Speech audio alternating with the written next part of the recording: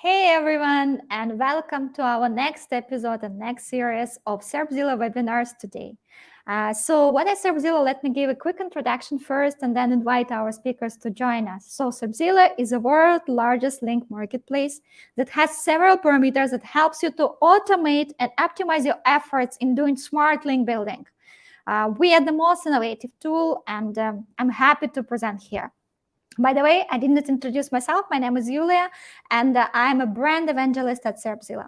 And today I host two fantastic speakers, which will speak on a very crucial topic on fixing SEO after the latest Google algorithm update. As you know, in May 25th of May 2022, Google launched the new broad core algorithm update, and many websites ranking got affected. So I'm inviting our speakers to join Craig Campbell, Rob Peck. They are two experts who will share today their SEO learnings about the way how they handle link building, about how they're looking into the latest updates and technology, and their true hacks without any kind of coverage and trying to say something that just for the sake of saying. So that's where we are going to stay.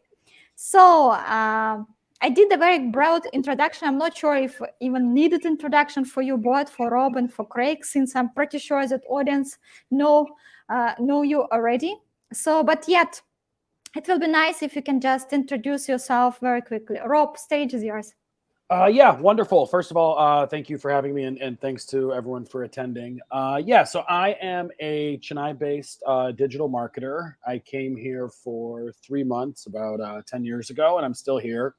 And yeah, really excited just to share kind of some of what I've observed, some of what I'm doing, and then also eager to kind of learn from everyone as the search results kind of continue to evolve and grow infinitely complex. Happy to share some different perspectives, because as an agency, we have clients all across the spectrum, from kind of those micro clients into large publishers. So yeah, just sort of looking for commonalities there, and then I'll share what I know. Thank you. Yeah, I think the least what audience expected to hear. I'm a Chennai-based marketer. That's right. That was a catch. Well, Craig, are you also Chennai-based or Mumbai-based marketer by any chance? I wish I was based somewhere warm, but sadly, I am based in Scotland, which is nowhere near as warm as where you guys are. I do affiliate marketing SEO mainly. I have been there, done the agency thing, done the client work, and moved on to making money for myself. And a lot of the stuff that I do is my own projects. And as I say, still very much an SEO, still love it to death. Been in the industry for 20 years, going from working in the bedroom, making it up as I went along, built up my own agency, and now, as I say, work on my own projects and buy and sell a lot of digital assets. So again, like Rob said, here to hopefully share some of my experiences, good and bad, and as I say, hopefully be able to answer any questions and do whatever else I can do to help you guys from the experiences I've got. So thank you very much for having me, and look forward to enjoying the webinar and listening to the questions, and obviously hearing from Rob as well, which is always going to be a good thing. Thank you so much, and great to hear. Yeah, I remember your story, how from the agency you turned into affiliate marketing and start earning absolutely different amount of money, understanding how it works better. So maybe if any of our audience want to know more, you have a fantastic YouTube channel where you're very, very regular. That I believe a YouTube hack in SEO and in general in growing the channel. So I think you crossed 100K, right? Yeah. 107K subscribers now, so it's doing all right. It's a hard graft, but still trying to chase Neil Patel and Brian Dean. I'm not sure I'll ever beat that, but I think I've done reasonably well given that there's so much competition out there. So yeah. Great. So we have a very seasoned experts, which we, as a Serpzilla, what we believe and adding value to all people who just join us. And I see so many people just waving and saying hi, hello, and welcoming you to the stage. So I believe that there is one rule which we always follow on our webinars, that kind of, we do not try to cover up. SEO is in general is a very tricky topic, if you will speak very frank, forward and straightforward, but we share what really works. We don't try to cover up and say that, we are, I don't know, we are Mr. Miller who just say what we have to say, right? So we say the truth and no bullshit on our webinar, and we welcome all questions. Absolutely. So we can answer to them, and we really want to deliver the value to the audience. So that's why, I just want to say, all guys that joined, please feel free to ask questions. We will ensure that we will try to cover up majority of them, either later after the webinar. We will take it with Serpzilla team, or maybe Rob and Craig can answer a few. Great. So the topic is here, fixing SEO after the broad core Google algorithm update that's been recently done, and about how did you fix SEO and how do you see in the SEO, what really has changed, right? What really has made the difference? Did you see any impact and how did you fix it? Because I know that it was pretty challenging for many, really many different website owners, and especially affiliate, Craig. Affiliates was crying and just, shouting and trying to fix the rankings that they were leaving and earning money. That's what I heard in the industry. It went really as a disaster. I think in general, affiliates always try and cut corners and do really shitty work. In general, they want to smash out websites with hundreds, if not thousands, of pages. And for me, SEO's not changed too much as such. It evolves. When you see these updates, it's normally websites that have been slammed for just being really shitty, whether that be content or shitty links, whatever it may be. And I think it's just a lack of quality, budget, and people are impatient to make money, and that we all know the name of the game is to do things slightly better and do what works. And I think also, like you said at the start of the webinar, we're here to talk about what works, not do what Google release publicly. Don't build links, guys. Let's do everything white hat, and let's hope that everyone's going to organically link to my articles, about some shitty plumber in Detroit or something like that. Who the hell's going to link to that? So you have to manipulate it. SEO is a manipulation game, and as I say, you have to do some form of manipulation. But there's a balance. You cannot go spammy as hell. Or spam still works to a certain degree, but it's where you position the spam in your overall SEO strategy. So, yeah, I think it's all of those things combined end up resulting in affiliates potentially harming themselves. It's everywhere that, you need to know the balance, and obviously that many things that worked before it will not work. Well, I think our introduction took pretty long time. So the audience is really waiting for the real stuff. There is no point just for me to try to say something. So I'm giving stage to Rob. Rob is going first with his presentation and his key takeaways. So Rob, welcome on the stage. Yes, thank you. Let me go ahead and share my screen. And then, as Craig was speaking, I was quite jealous on the making me jump from the agency side. Gets to control his destiny perhaps a bit more than I do. Just sort of talking through this. So again, what we wanted to cover today, fixing SEO, what's happened, what we do about them. I think we're good in the way of introductions, just as I know there's decent sized Indian audience here. One thing I'm really proud of our agency is we did BPO, KPO services alone, like the secret Indian office, if you will, for the first 6-7 years of the company. And then we sort of broke out from that. And now that business continues, but we do have a front facing agency with, clients all around the globe. So yeah, kind of one of those success stories we see. So what's exciting or interesting for me from sort of the agency perspective is working with all sorts of clients, right? Here's results for 3 different clients and 3 different types of clients, right? And this will impact their SEO activities, what they're talking about, how they're talking about, and perhaps most importantly, the resources that they have, and not just money. We'll talk about that in a minute. So on the one spectrum, you have those local search clients, right? This is often their first foray into digital. Their KPIs are, did the phone ring? Did people walk into my business? What did I pay you? What did I get back in return, right?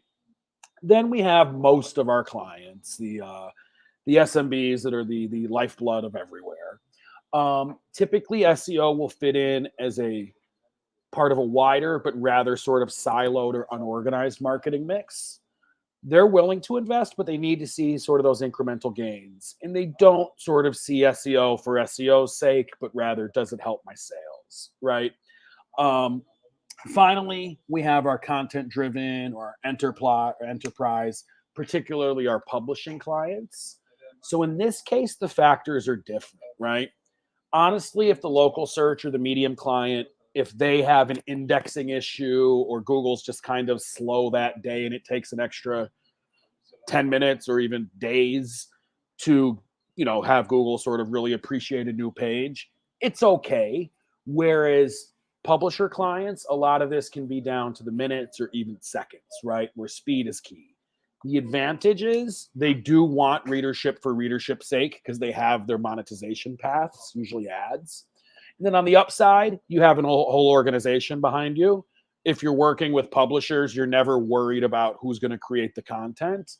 But you do worry about other factors. I'm always quite jealous of kind of new sites or like, hey, I just did this WordPress site and I got to 99 core web vitals, because you just can't move that fast sometimes within a legacy CMS or kind of system.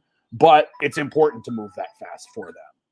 So what I want to talk about today, some about the updates, what we're doing about them, what you should be doing anyway, and a little bit about who does SEO or perhaps a secret SEO budget that larger corporates have that they don't know that they have. So I wanted to not just go within the core algo update, but I wanted to include 2 others. I know EAT and YMYL are kind of old hat by now. Typically, this is found by the search quality rater guidelines, the PDF that Google allows us to see. One note there, that's a training guide, not an algorithm guide, right? But with that in mind, it does sort of give us a hint as what Google's looking at, whether they're trying to sort of train the trainers or it's kind of in parallel. So yeah, worth, I think some people kind of obsess over it, but definitely worth following those changes, right?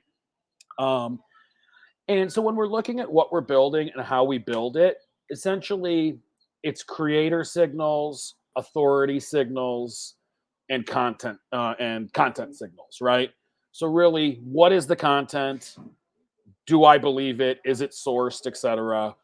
What web page is it on? Do I trust that page? And then what website is it on? Same question, right?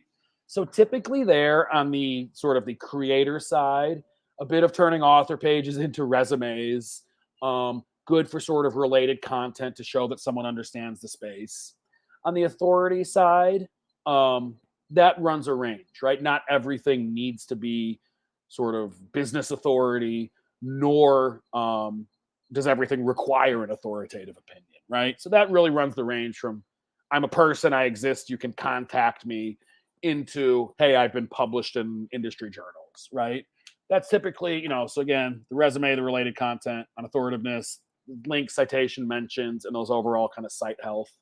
And then similar to trustworthiness, who wrote this? How do I contact them? And does the world agree, right? So a lot of that is kind of be the source for information and prove it, or link to the sources, right? And of course, you can use no follow, new window, whatever you want to do there. But, build that credibility, right? Then we saw some more recent updates, which was interesting. They used to group by categories. They did away with that, and now it's more grouped about the potential to cause harm and sort of what harm that it causes, right? The example I always give, if a result I see in Google misleads me and it says, I buy a silly t-shirt, I might get laughed at for a day. But if I buy the wrong health insurance policy, that can be a problem, right? Now, the interesting thing there was they talked about some of this, if there's no potential to cause harm, is kind of tolerated or accepted or not flagged. The example being like the wrong info on the science behind rainbows. That's not really going to damage you, the reader. Yeah. And then the product review update. We've had 4 of these now. Originally, of course, it's aimed at products, but it seems to be expanding into other sort of content. And I think at the core, it speaks to the importance of authenticity. I know Craig will probably know more, but I know that's where a lot of the affiliate sites got hit, right? At the core, this is common sense stuff. Reviews should clearly showcase the product has been reviewed, right? So you want to go beyond what the manufacturer provided you, the specs and their pictures. You want to see your own images. You want to see images particularly in use. Any of that expert product content or drawing comparisons between other products, and kind of mixing that quantitative and qualitative, not just here's the details of the product, here's a link to buy it if you wish, right? And then, of course, getting to the main topic du jour is the core update. Of course, Google has guidance on this, which is essentially do nothing, right? Or just wait, or, just focus on the good stuff. And I think there is something to that, but on the other hand, I completely disagree, right? So typically they're saying there's not anything to fix. While that may be true in the sense there's not a magic lever, of course, on our sites, on our pages, there's always something to fix, right? Whether you call it a fix or enhancement, there's always something to do there, right? And then, of course, Google's getting into, look, when some sites go down, of course, some sites go up, right? There's still 10 results. It's not that it went to 7 because 3 sites got punished. With that in mind, I know, we talk search engine rankings, of course. But when these updates happen, I sort of look at it more like sort of a crowd kind of trying to get into a busy restaurant or a busy train. It's not just that list, right? That some core update happened and 3 went to 100, so 4 becomes 3. It's much more nuanced than that. It's much more complex than that, right?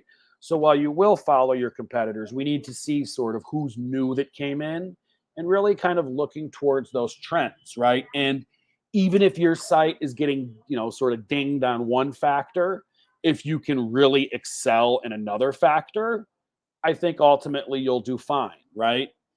And then Google sort of says, here's how you think about it.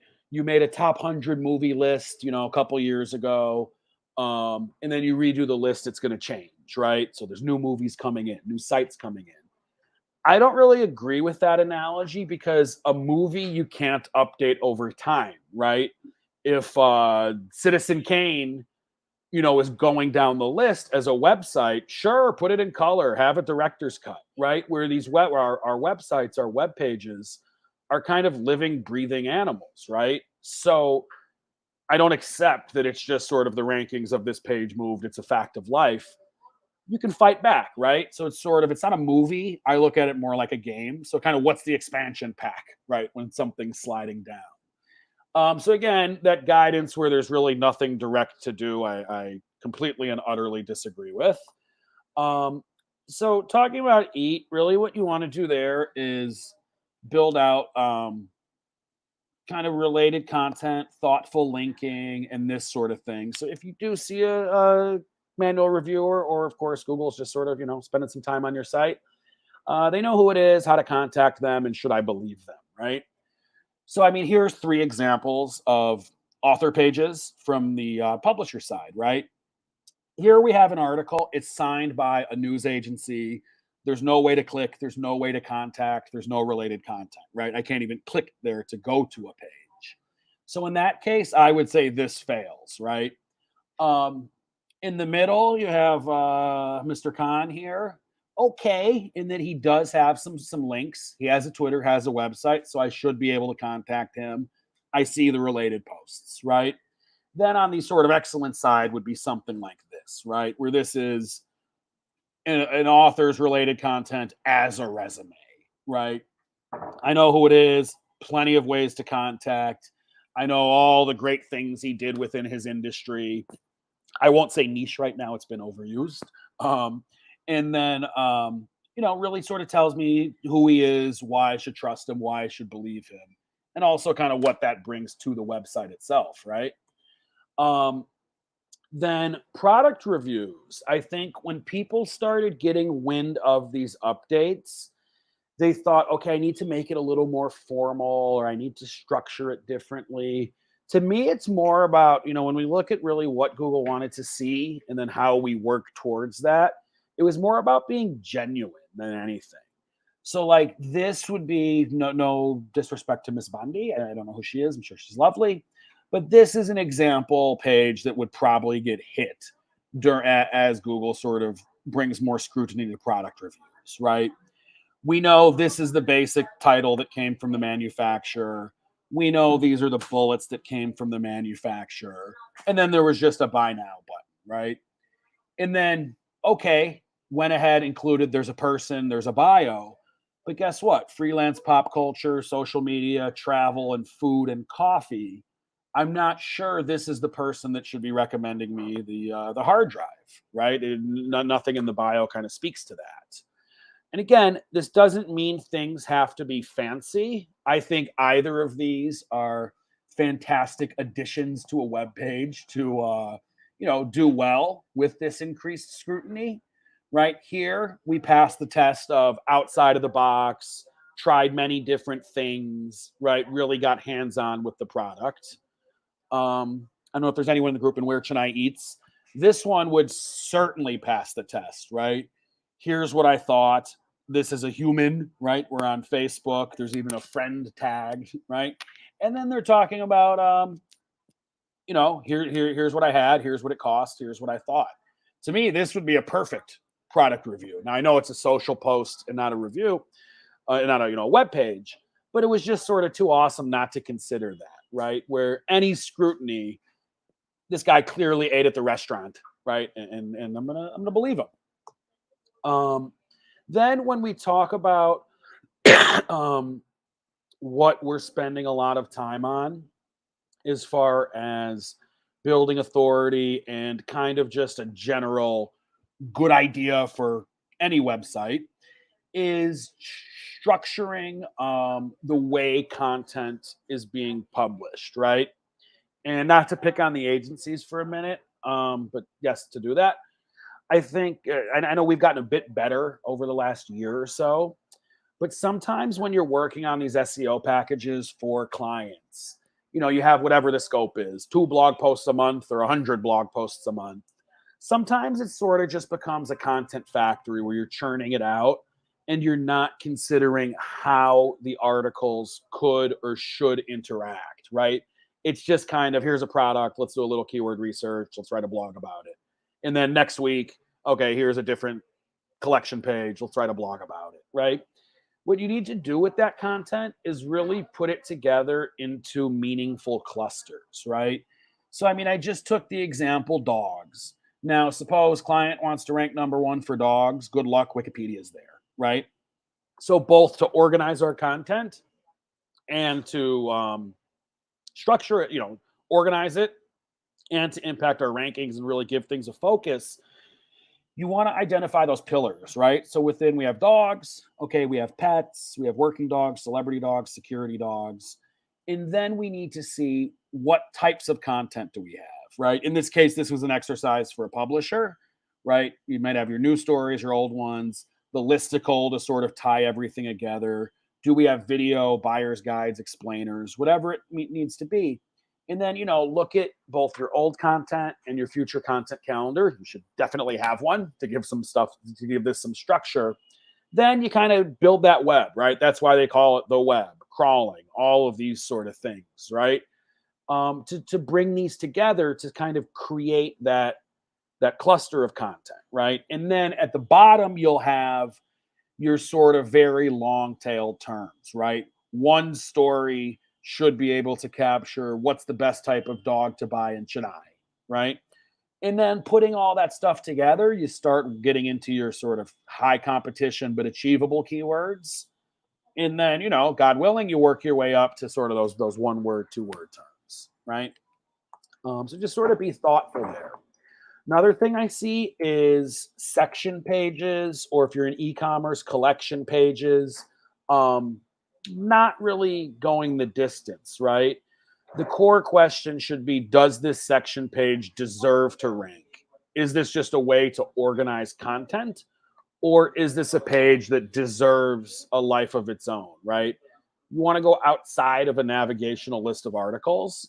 So I really like New York Times, of course, an aspirational site, but they really do well. You'll notice they have their regular tag and sections, but when something is clearly going to be a news story that's going to travel for some time to come, they go a little bit extra distance with what they call news event pages.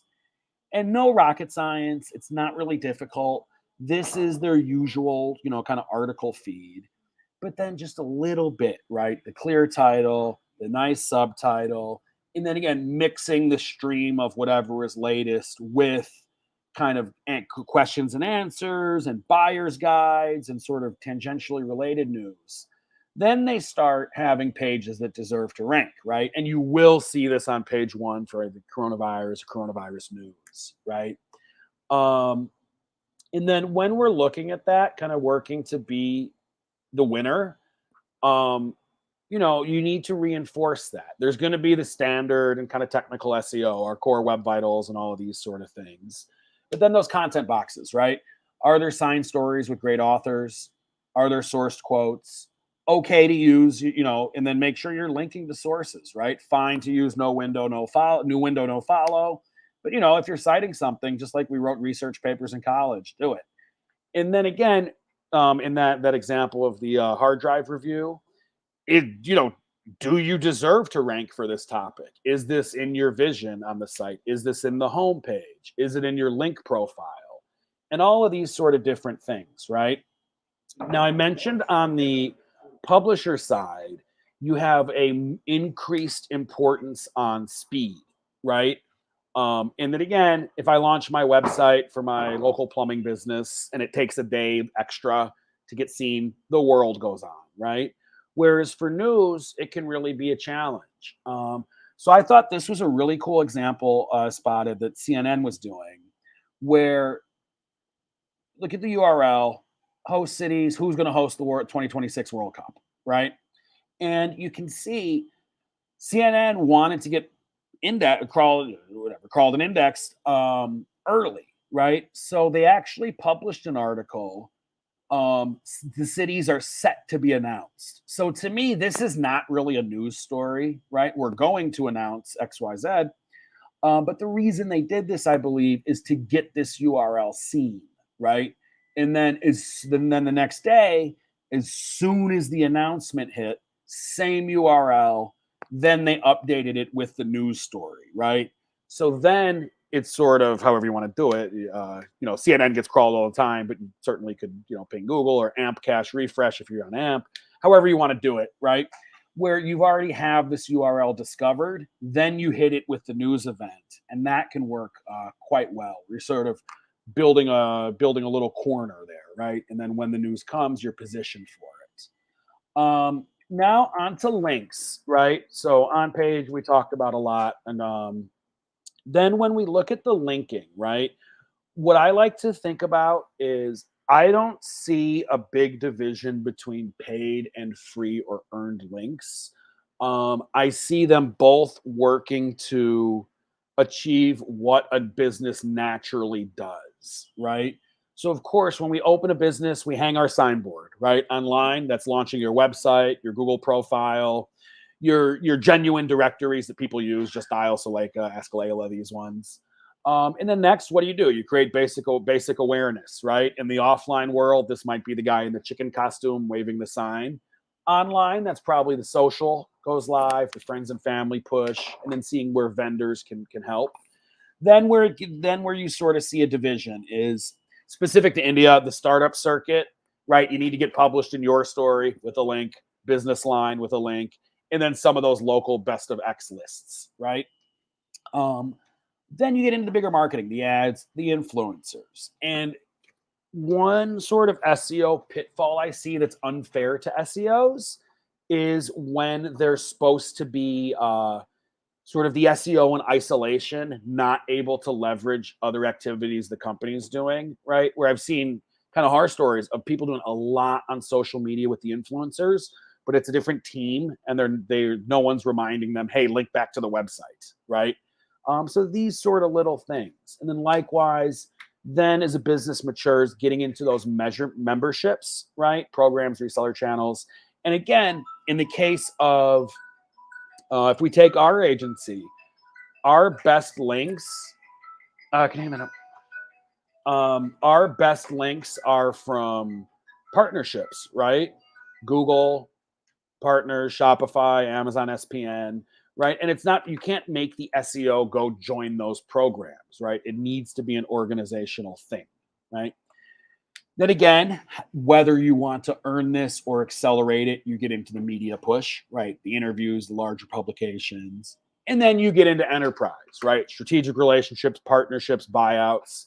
I think we saw that with Backlinko and SEMrush, right? Was a really interesting one where I would not call that a paid link exercise. That was one company essentially buying another.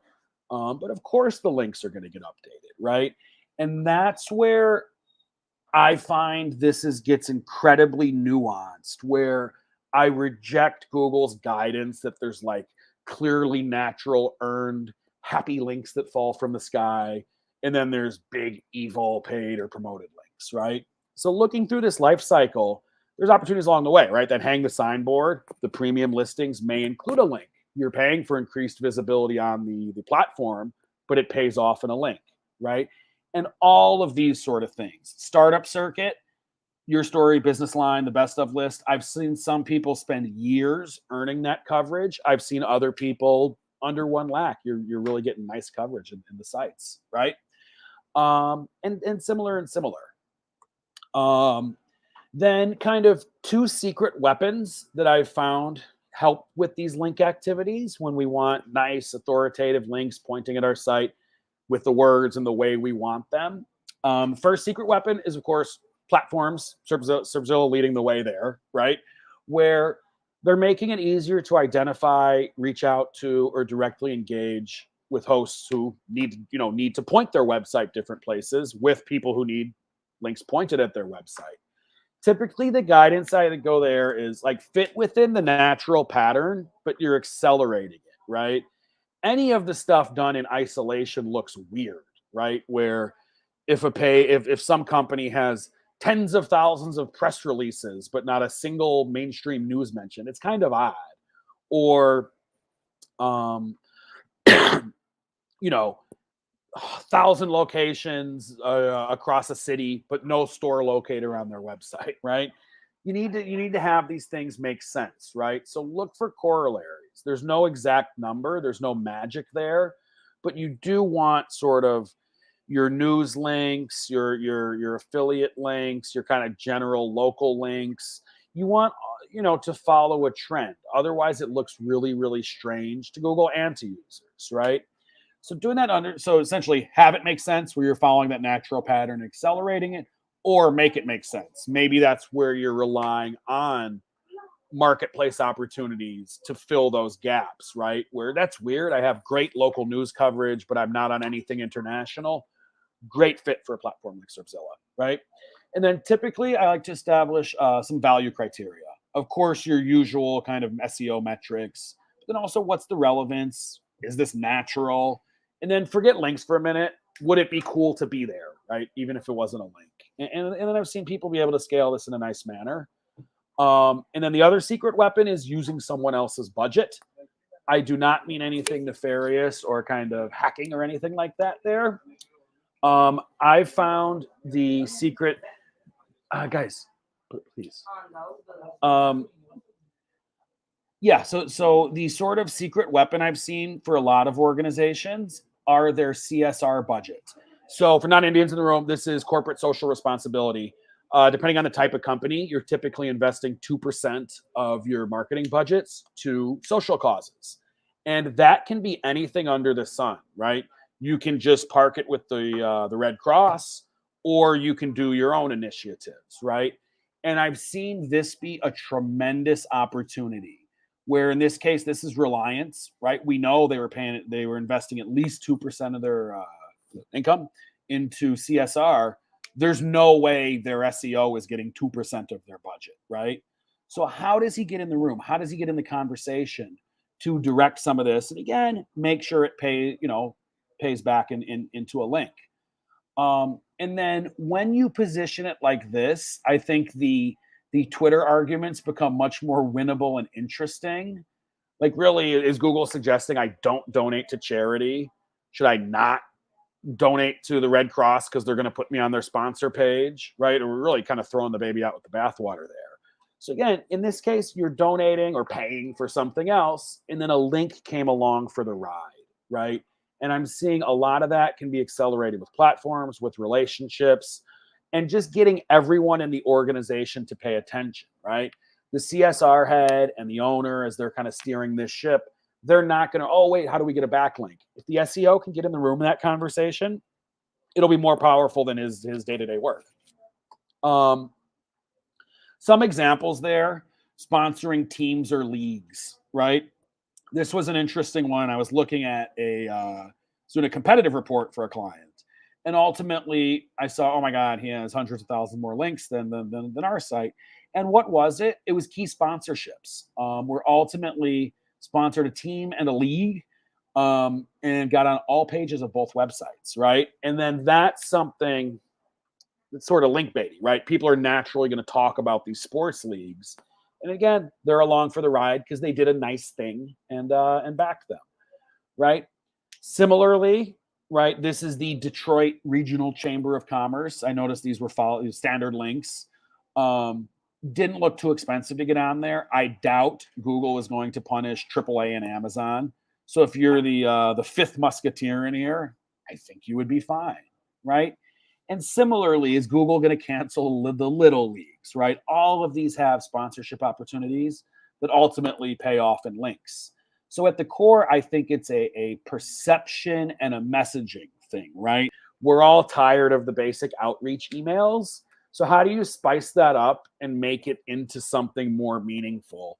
Or you just kind of jump that and then bring financial compensation into the table, and things, of course, happen much faster.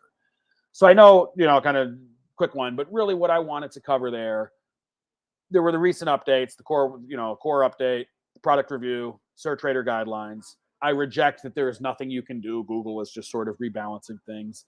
There's always something you can do. Some of that is kind of build hubs and build authority, start tracking early, like that CNN example, and then using these named updates to understand what Google is looking towards. And then again, that you want natural, or the appearance of natural. So leverage your options, right? Relationships, compensation, marketplaces that help us identify these things to accelerate what would happen naturally. So that's really what I wanted to share today. Thank you. And I hope you found it useful.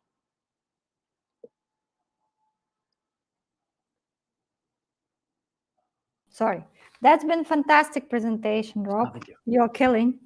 Just literally killing. We have tons of questions, but I believe that majority of the questions is better to pick up after Craig. I hope you're not running anywhere after your presentation is done. So before I will pass stage to Craig, I see the question here that I want to answer in advance. Do you have any high quality guest post sites?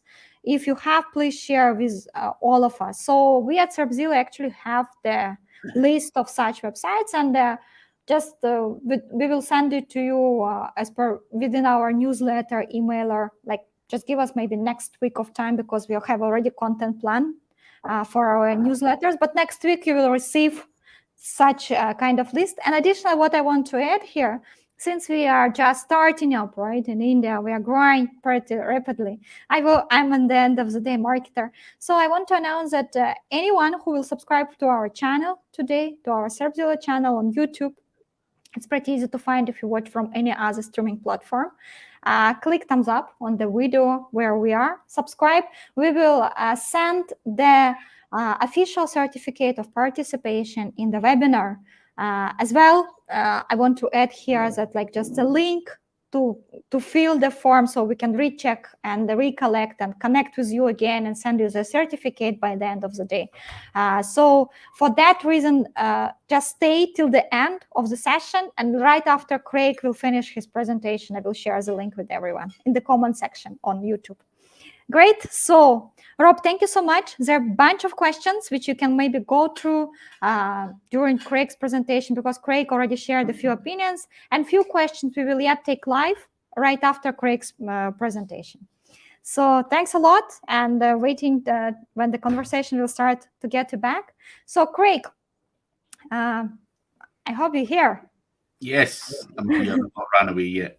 Okay, that's great. My heart attack is cancelled for today. I'm really glad. Stage is yours. Let me be short. Cool. So let me share my presentation. So I'm just going to skip the garbage. As I said, done pretty much everything in the SEO industry. Now, going to quickly go through what I do and what works for me and what is still working for me to this day. As I say, hate clients, had to find a niche. And basically, I, over the years, doing affiliate marketing, make decent money. That's monthly, that's yearly, and that's what I've made since my first project launched back in the day. So can you make money online? Yes. Does it still work to this day? Yes. Now, obviously, there is a lot of different things that go into ranking a website in Google. Now, this is where the core updates come out, and this is where people will start panicking, saying, oh, it's all about shitty content, let's all focus on that. Well, who says it is? A core update, what goes into a core update? It's not just one thing. It's not just shitty backlinks. It's not just shitty tech. Now, if we look, and this is in no way accurate, this is someone who done a case study looking at 90 ranking domains from 10 different industries. However, the reason for me showing you this kind of graph is, 18 to 21% of the algorithm might be focused on site. 7 to 10% might be based in technical. 12 to 15% may be based in infrastructure. 18 to 21% is based in backlinks. But one of the biggest things that's really important is engagement signals. Do those really work? Yes, they do. And that is when Google release a core update. They're not just looking at one thing. So anyone who expects me to turn around and say, yeah, it was shitty content, guys, that's the only thing that was released out of Google's core update, would be wrong. And obviously Rob's went on and talked about EAT and all of these kind of things. And of course, all of that plays into ranking well in this day and age. So it's always important not to listen to because no one knows actually what went on with that core update specifically. But what we do know is that there's more than one thing that helps your website move the needle. So trying to focus only on site speed or core web vitals, as one of the guests was asking, how important is core web vitals? For me, obviously having a website that's mobile friendly, having a website that loads fast and all of that kind of good stuff, of course it's important. But is it that important that if my website loads in under 2 seconds, do I need to make that go down to 1.5 seconds? Is that going to give me a ranking boost? Absolutely not. So core web vitals is often played by agencies to make themselves seem relevant, to make themselves seem as if they're doing more work. Now, I'm not dismissing technical at all. Don't fall into that. However, it's core web vitals is something that people can get too obsessed with. And because it only amounts to a certain proportion of the overall ranking algorithm, why would you spend 100% of your time on it? So just bear that in mind, guys. Now, as I say, I'm going to quickly go through a lot of this because a lot of this is not relevant to you guys. Now, I'm just going to skip past this. However, I want to talk about link building a little bit because I think link building is something that people are often very, very scared of. And obviously Serpzilla provide links, and they have always formed part of my overall ranking strategy. Now, Rob was talking about a few different ways, you know, sponsorship opportunities and all these kind of other ways of getting links. And of course, links are getting harder. No one replies to outreach emails. People are buying links. Let's not bullshit. But you have to be creative. You've got to diversify your backlink profile. Now, just a creative story that I've shared a million times out there is on this guy, Nigel Farage. Now, he's got a knowledge panel. He's a politician in the UK. He stupidly let his domain expire. Now, it had backlinks from every high-profile editorial known to man.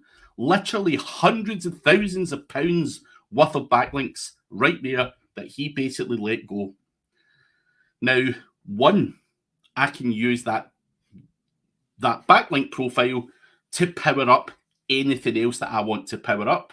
But two, I was able to release this story to the newspaper saying what a douchebag this guy was by letting his domain name go, and I've acquired it. And I got links from the Daily Mail and a whole bunch of other high-profile newspaper places. Now, is that a link building strategy? Yes. I didn't release that story for the good of my health. I've done it for link equity. So when you are told that you have to buy links or whatever, you can be creative. You can make these things happen. So that is something that I find is really, really important. And getting links from those high authority websites is vital. So you can leverage age domains, expired domains, build PBNs, do all of that kind of good stuff. You can buy links from other guest post providers, Serpzilla's up there, and all that kind of stuff. Now, I want to talk a little bit about link building and what people are doing. And someone's asked the question, what are you doing in the adult industry? What goes on there? You know, it's the same with casino and various other highly competitive niches. Is it enough to sponsor a few events and do this, that, and the next thing? Absolutely not, because you need sheer volume. And something I want to talk about is powering up my guest posts. So yes, I go out and get guest posts. Yes, I go out and create PR and I get links through that. Now, is that all I do? Absolutely not. Powering up guest posts is something that I feel is quite important. Now, I'm not sure if I can show you. Give me a second. In fact, I won't. I'll show you after this presentation. Give me 1 second. I've just messed everything up here. So, powering up my guest posts. This is where I can use SEO Autopilot and do a tiered link building structure. Now, what is tiered link building? This is where my main website is here, up at the top. Tier 1 would be my guest posts.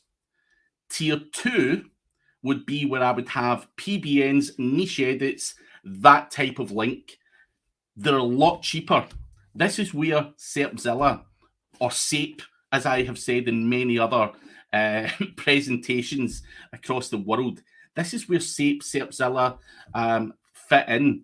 Now, the cost of a tier 2 link has to be significantly lower than a guest post, because it just has to be. We cannot power up guest posts with other guest posts. You would end up bankrupt very, very quickly. Now, on the likes of Serpzilla, you're buying a niche edit where your link gets placed on a website that you can pick. You know, you've got full control of where you can place that link.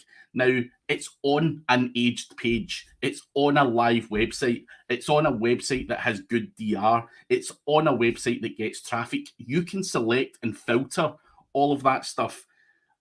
But the mind-blowing thing is the general public are not aware of the pricing on the likes of Serpzilla. You can literally get a link for 30 cents.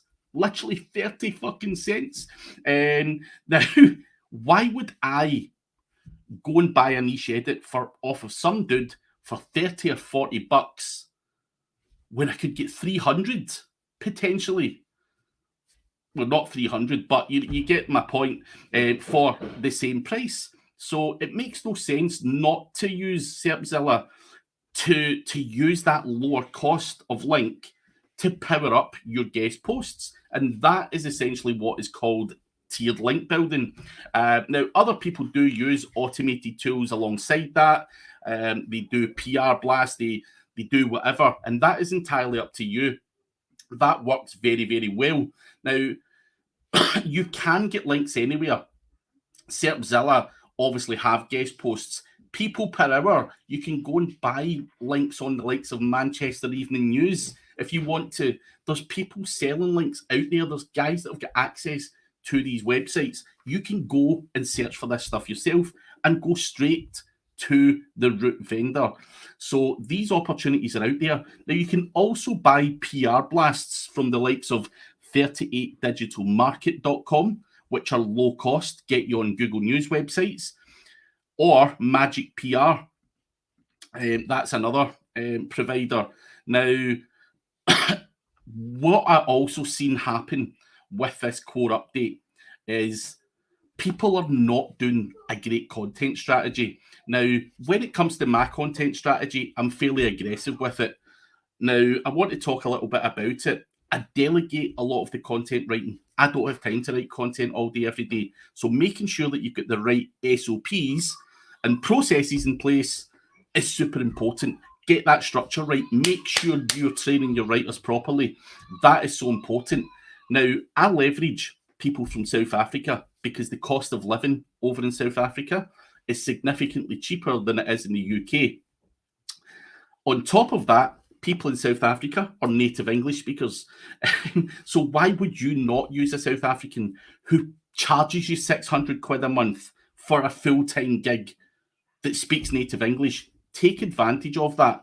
And you'll be able to see you can get some high quality ones from £780 to £900, but the average kind of rate's probably between £600 and £700 for a fairly competent content writer.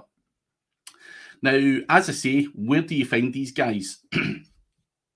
You can go on to Gumtree in South Africa. There's many of these people on the likes of Upwork. Do some research, but Gumtree South Africa, placing an advert on there will get you an obscene amount of people applying for the job. Now, what does my content process look like? Obviously, you do your keyword research. Anyone can do that. We can see what keywords work, what questions are asked, what related keywords are there. I use SEMrush, but you can use whatever you like. Now, people often talk about tools like Page Optimizer Pro, Surfer, all of that kind of stuff. Now, let's just say you're in a niche where, now the way that these tools work is for your keyword, it compares your page to that of the top 10 search results. Now, what if those top 10 search results are actually shit? What if those are all directories and stuff like that in the niche that you're operating in? Does the data that these tools spit out, are they actually going to help you rank well? The answer is no.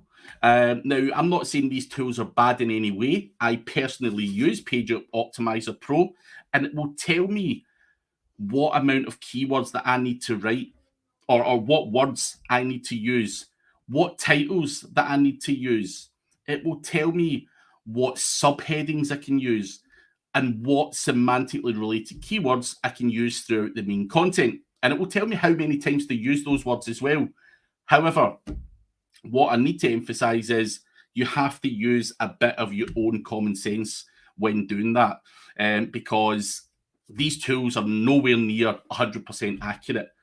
You know your niche. You've got to use common sense. You don't have to do it to the exact point. And that is where many people go wrong with their content process. They've got robots that are just spitting out exactly what Surfer or Page Optimizer Pro is suggesting. And in some instances, if it's comparing it to shit websites, then you're not going to get accurate data. Just bear that part in mind. Now, one of the biggest failures I see in content writing is topical clustering. And there was someone asking about it in the chat here today. What the hell is a topical cluster? Now, this is where there's much debate out there on whether you should do long form content or whatever. And people say, how long should content be? This, that, and the next thing. For me, if you can say something in 800 words, do it. That is how long your content should be. There is nothing to suggest that having 3,000 words on a page is any better than 800 words. But what I do is do a topical cluster. So every time I'm building out content, I'm doing my research and my keywords. Now, let's say podcasts is the core topic here.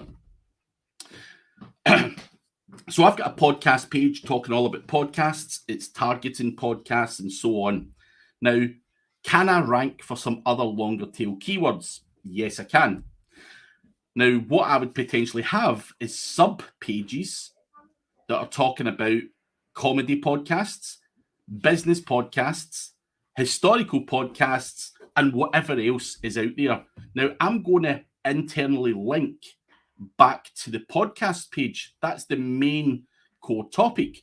So that is essentially a topical cluster, or an example of one.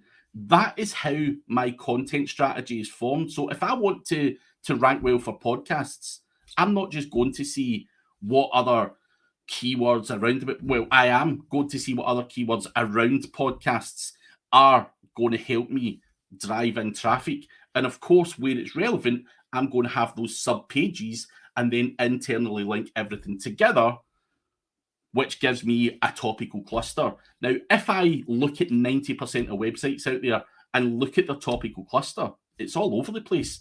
People's internal linking structures are all over the place. They're linking to randomly from one page to another just to tick a box to say they've done internal linking. That is not what on-page SEO is. You've got to build a topical cluster. You've got to join the dots for Google for them to understand that cluster.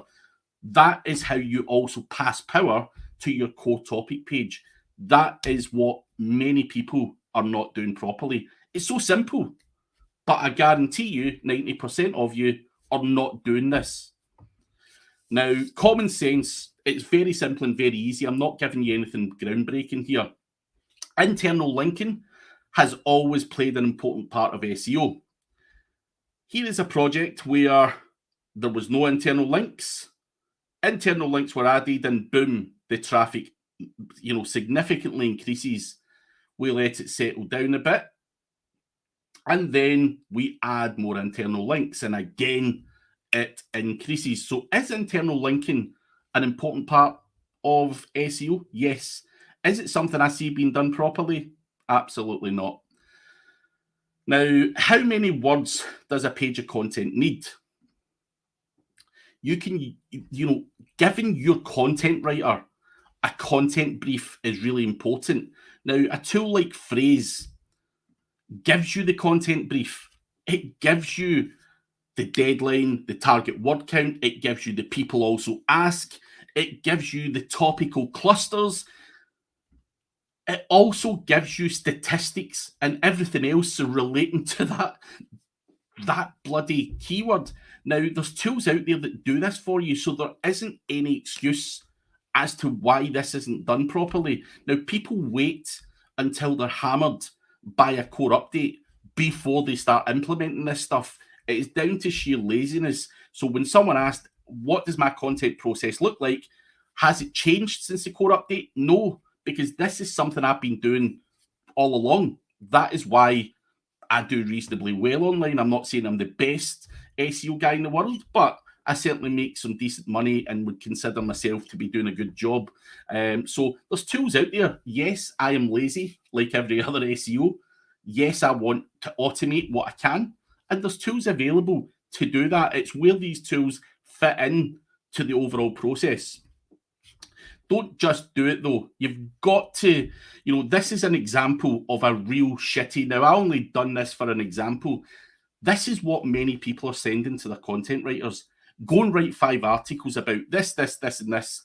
There's no statistics, no word count, nothing else, no topical cluster, nothing. That is how not to send a content brief to someone. Now, can you still make money online using the correct analysis tools and copying who, those that are winning 100%? Always do your competitor analysis. But also when it comes to content, we don't always need new content. Everyone out there has this thing that they need to be adding 10, 20, 50 blog posts every month. You don't have to do that. You've got to prune the content. You do not want to have a page that, if we go to Ahrefs, for example, we can look at what the top performing pages on your website are. Now, on my website that does reasonably well, I can see, I sell gaming codes online. I can see what pages, what products sell the most for me. Now, that is where I'm going to prune that content, potentially add to it, potentially want to make that page rank for more variations of keywords because they're making me money. So do not be scared to further optimize your current pages. That is something where time is best being spent. Now, Rob touched on EAT, expertise, authority, and trust. Again, what you're doing here is joining the dots for Google. You're making yourself seem like an authoritative person in your industry. Now, primarily, that was something that was in the kind of medic niche, and they used to call it the medic update. Then it rolled out to your money, your life.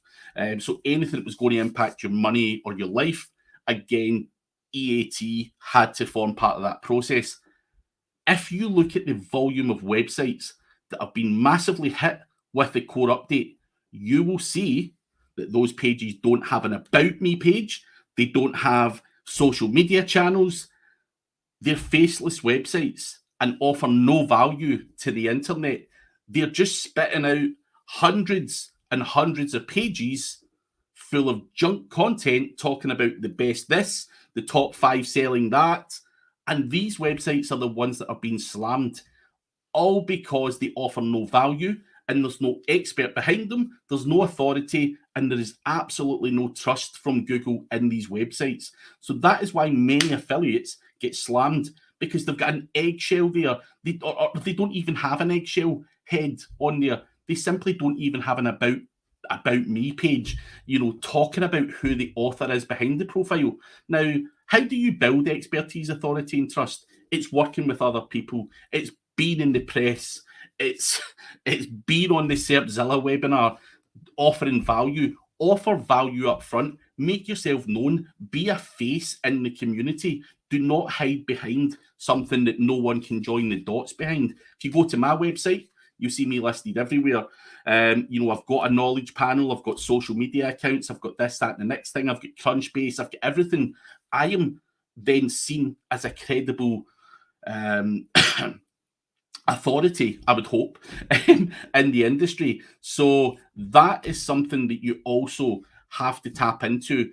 And on top of that, obviously, you've got your technical, making the site load fast, and all of these other things. So that all of that kind of stuff combined is what is working well for me. And as I say, I see so many people making mistakes when it comes to link building. Now, of course, John Mueller has a job to do, and he doesn't want to come out and say, buy links, guys. People are buying guest posts. People are buying niche edits. Anyone who's winning is filling their boots with this stuff. So make no mistake, people have been doing this and doing it for many years.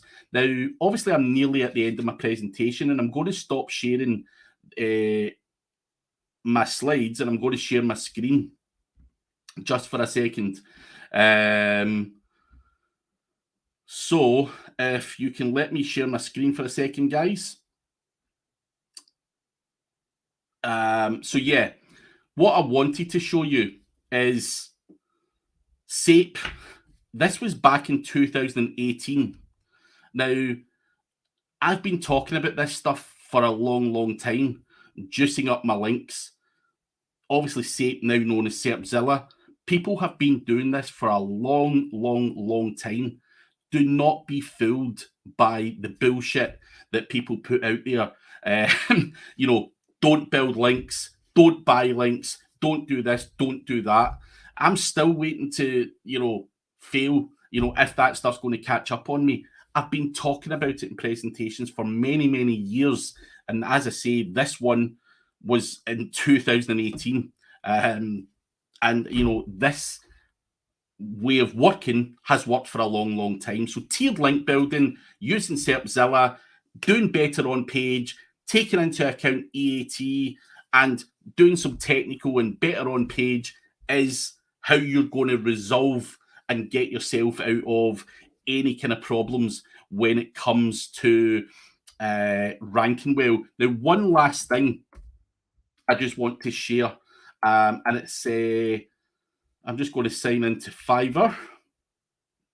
Someone asked me in the chat there, do we want, what my DA dipped and stuff like that. Now, there's guys out there who are selling you the ability to push your DR or your DA up on Fiverr. I can pay $13 and become a DR20 overnight. Now, what they're using is Google URL shorteners to inflate the DR or DA metrics. That is potentially being caught out, and which is why your DA has suddenly dropped. This is very common in the industry.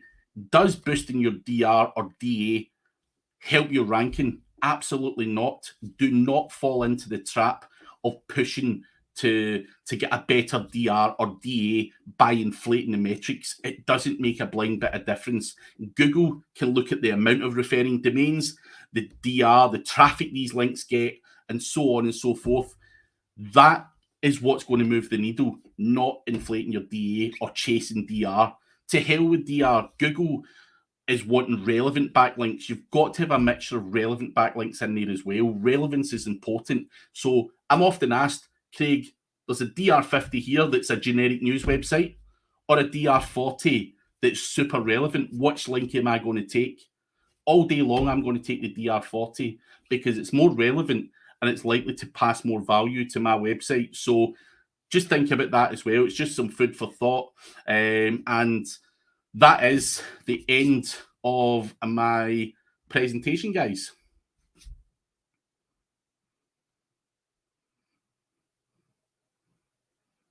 Oh, I'm muted as usual. I keep forgetting that I got muted.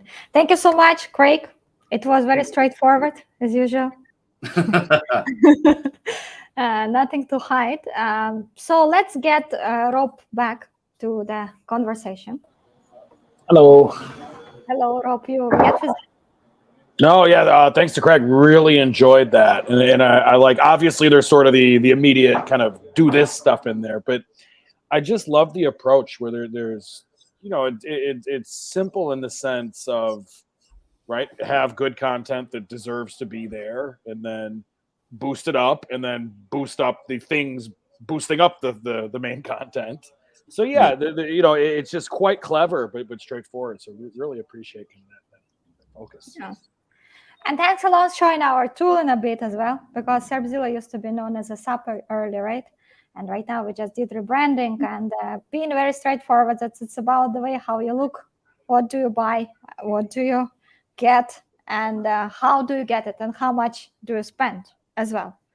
So we have a few questions which maybe we can just pick up and answer them live. Meanwhile, I will ask the first question and I will drop in the chat the link that everyone who will subscribe to our channel, you can see we have just 33 subscribers, so we can definitely identify all of yours. Click like to this video. It's again not difficult. It's not the thousands that we will need to go through. We will share the certificate of attendance of this webinar. So I will just share as a Google form link to get in touch with you and etc. But these 2 conditions to receive the certificate of the webinar, very straightforward, but I think it's beneficial and pretty cool. Well, the first questions which I think we can pick up. What is an acceptable average cost of guest post, for example, in the Indian market, and how does it differentiate depending market to market? To give a fantastic, for example, Craig example, right, of different markets of Africa, for example. So how does it differentiate? What is the average costing, etc.? Yes. So I mean, I hate to say it depends in any sort of SEO conversation, but yeah, typically if you're talking about regional sites, you will see costing differences, right? A site where most of their same as like paid ads for publishers, right? A site that's focused on an upscale US market will be charging more than kind of mainstream India, right? All things being equal. As far as specific to the Indian market, so remember, you have guest posting that's sort of transactional, and then you have the digital PR, and then you have sometimes you get lucky and one of those sort of starts traveling once you do that initial seeding. So as far as individual guest posts, really depends on the site, right? Some little local blog, I mean, I don't know, 500,000 rupees. The most expensive I've seen, and I can't reveal names on that, is 90,000 rupees. So about $1,200 for no follow link or sponsored, but nice coverage on one of the household name sites. Typically, and then of course you're going to look at, Serpzilla and these platforms, see what you can do directly, via the platform, see what you can do with outreach. And then lately I've been doing a lot of the guaranteed media coverage. And I know that's, let me phrase this carefully, somewhat specific to Indian media, where it can be quite transactional. Typically for about 60,000 rupees, you'll be on Google News, Yahoo News, Geo News, and you'll sort of be tracking, and then other people will pick it up.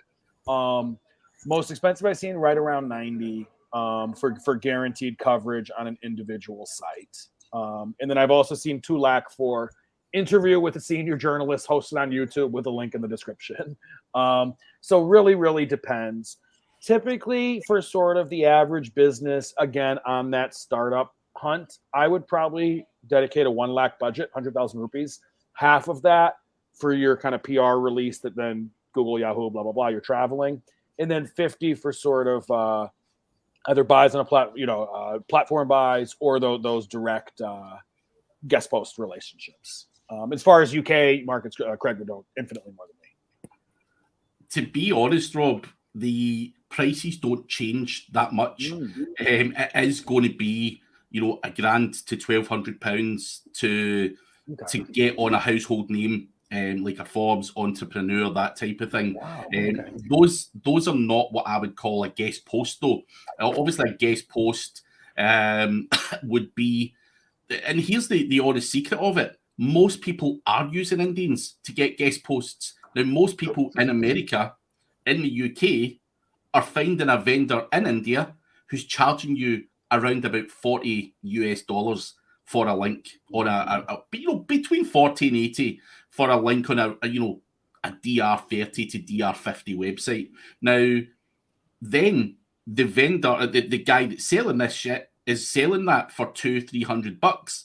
So go to the root vendor is what I would always say. As a human being, as an affiliate marketer, do I want to pay some agency or some guy in the middle? Absolutely not. So it is really, really important that you do your due diligence. And in my presentation, I also looked at or showed people per hour. Now, if I go to people per hour just now, or even if I do a Google search saying market watch people per hour, I'm going to see 10 different guys in people per hour selling market watch. They can range from $200 to $30 because you've got middlemen on there as well. So don't bite at the first guy. Shop around when you're doing guest posts, because there'll be a guy that is just doing sheer volume that will give you it at the root cost. You will eventually get to the root supplier. And sadly, well, not sadly, because I don't care, but it's normally always an Indian guy. And I'm not joking when I say that, and I'm not being, derogative in any way, but everyone I know in the industry, whether it be in America, whether it be in the UK, you say, dude, where are you getting your fucking links from? Yeah, some Indian dude. That some Indian dude's just all of this inventory. So the prices do differ depending on who you're talking to, but that is the kind of average price that I would expect to pay personally, between 40 and 80 bucks for someone who's got editorial access to a run-of-the-mill guest post site. I just want to add here that India is very known on being a trade market, right? And you, as a foreigner, when you enter, you will pay 3-4x easily for the same what will be offered to the local supplier. And adding to the post here that Indian backlinks shall cost cheaper. I strongly believe, like, for example, when I do any work and any consultancy or anything, people saying, you live in India, like, why are you charging so much? My answer is here, don't count my money. What are you counting my money? The way how I live, it's my choice, right? How much I spend, where I spend, what I do, and etc. It's more about the quality, and India is an English-speaking country, more than less, and India has a lot of influence on the state's traffic. It's a proven fact that has come with me through SEMrush, that when I used to work, and it's a proven fact here. So that's something that I want to add, that India is not a cheap country. So don't think that, Indian guest post shall cost, I don't know, some just peanuts. It would not happen in such way. And regarding Forbes, the amount that you mentioned, I can confirm you that Indian Forbes charge exactly the same, exactly the same. Just maybe a difference, couple of pounds here and there. That's it. So it's a standardized price. Well, thank you so much for honest. I think it's very valuable for people who stayed with us till the end. They heard the real pricing from real experts. So the other question which I want to pick up, any advice of getting efficient, effective backlinks fast? Or this is scenario impossible? Only go with paid links and super unique content. Rob, you can go first. Yes. So I think to begin with the end, yeah. Look, super unique content that everyone naturally links to. That is the prize, right? Where I publish something, it's awesome, it's helpful, it adds new information to the web, and people want to link to it. That's always going to be your goal, right? I would think. And then you're kind of working your way backwards from that. How did it do? How did it travel? After that, then yeah, I think you would certainly look towards paid. And then there's sort of the third heat, if you will, of friends and family and your ecosystem that I think a lot of people ignore. An example I was working on for a client last week was they have regular FMCG goods, shampoos, soaps, all that kind of stuff. And I was saying, hey, your manufacturer's website is like 30 years old. It's been around forever, kind of, has some good juice there. Get a link from it. And he goes, no, we can't ask him. He won't link to it. I go, well, you're the customer, right? And you buy those products and you're a good brand and they should be proud of those products. And he goes, yeah, of course, And then ultimately we positioned not the vanilla ice cream outreach of, hello, give me a link. But instead we said, how about we position a case study for them? And that's exactly what happened, where we created the case study that X manufacturer's products are so good that we carefully selected them and used them in our products and published it on the website. And then, of course, the manufacturer was linking to that every which way. So yeah, I mean, understanding that can go a really, really long way, where who are the players involved? And then particularly for India, you'll have these chairmen that are super traditional people but know everybody, right? And then it's about training them on SEO. Those are some of my favorite sessions. And you can kind of poke their ego a little bit when you're like, hey, no, that site's ranking higher because it's more popular than you. More people point to him than you. And then they'll get aggressive. I know so-and-so, I'm getting a link. And then kind of doing the SEO's work for us. So yeah, best is super unique content, and then that people naturally link to, and then supporting that with things you control, things you can influence, and things you can buy? I think it's hard to. I mean, I think Rob, says what he says, and it's obviously right. Me coming from an affiliate background, I would just add to what Rob's doing. Purely just get out to different vendors that I know of, that I've met, that I've networked with. I just buy up all their inventory is essentially what I would do.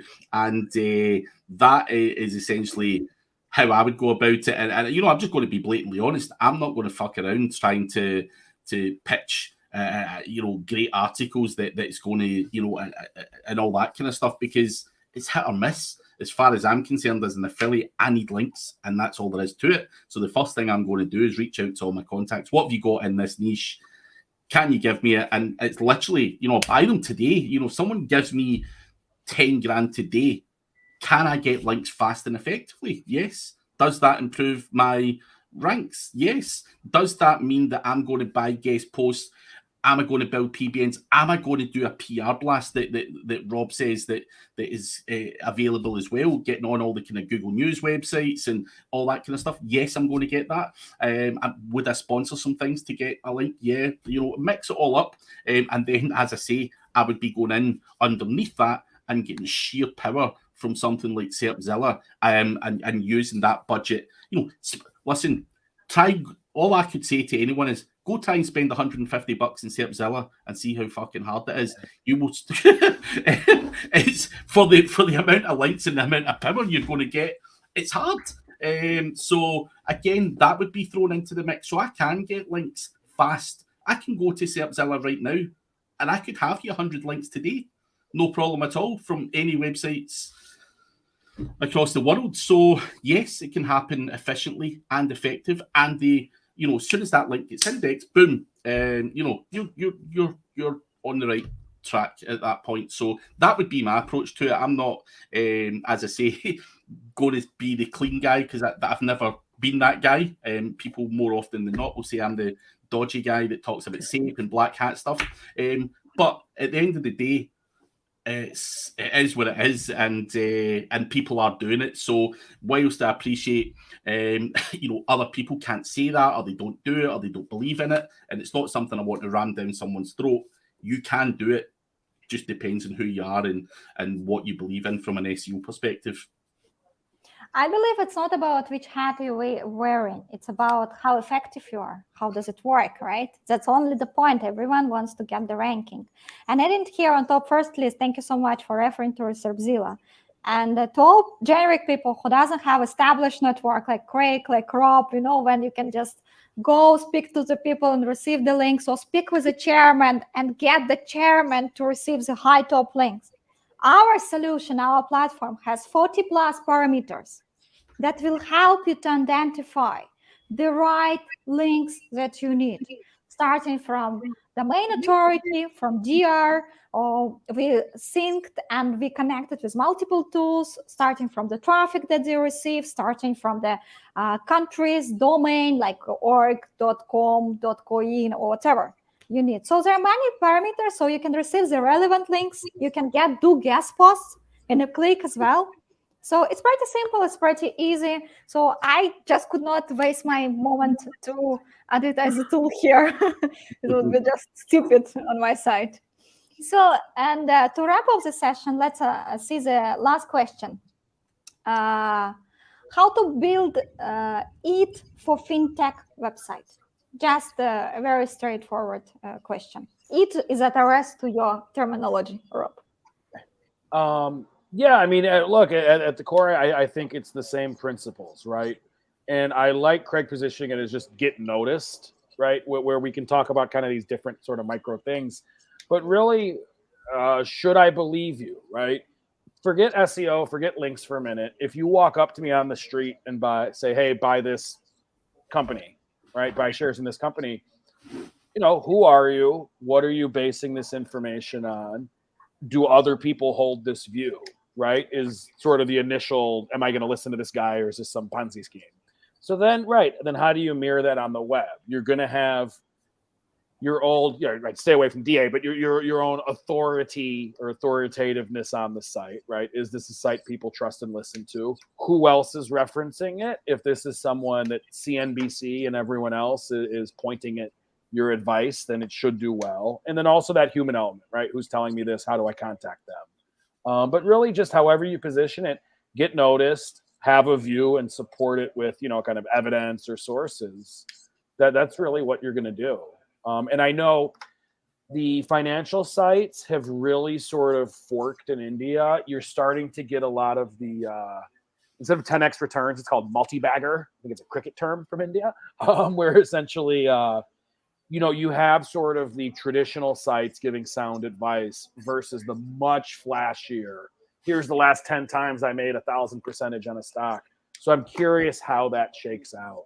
But yeah, it's going to be your usual eat stuff as far as the site level signals, the page level signals, and then the person behind it, and then of course the links. Yeah. Again, for me, just to add on top of what Rob has said, whilst I agree 100% with what Rob's saying, I think for me, when I done it, I was using a guy called Jason Bernard's tool called CaliCube Pro.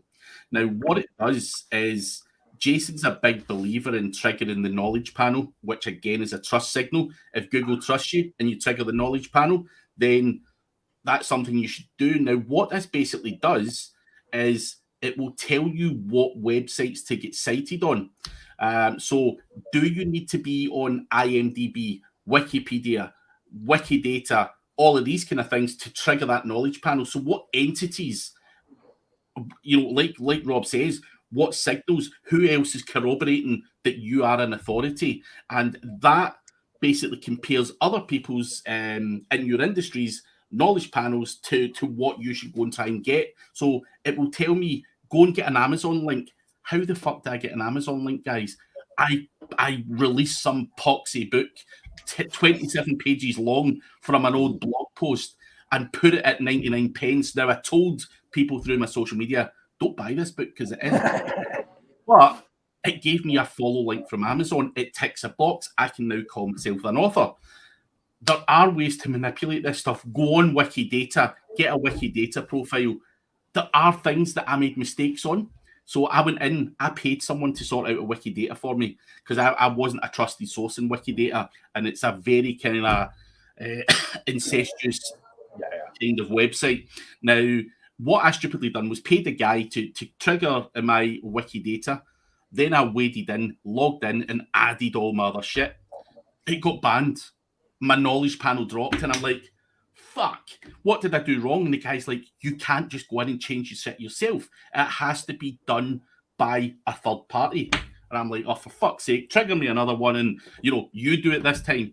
So the problem you've got with triggering all this stuff is there's all these little nuances in there, like you can't wade into Wikidata and edit your own profile because it's seen as manipulation. Rob would have to say, if he was a trusted Wikidata editor, he would have to go in from his account and say, yeah, this is Craig's LinkedIn profile. Yes, this is that, and the next thing. It cannot be done by you. So there's all these little things, but the website, Yulia, if I can share my screen, I'll just show you it.